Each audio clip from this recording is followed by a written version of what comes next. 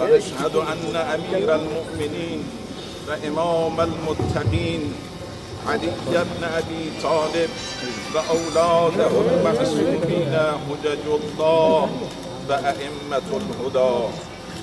الله أكبر. اللهم صل على محمد وآل محمد وبارك على محمد وآل محمد وترحم على محمد وآل محمد وتحنن على محمد وآل محمد وتفضل على محمد وآل محمد كأفضل ما صليت وباركت وترحمت وتحننت وتفضلت على إبراهيم وآل إبراهيم. وصل على جميع الأنبياء والمرسلين والشهداء والصديقين وصل على عباد الله الصالحين.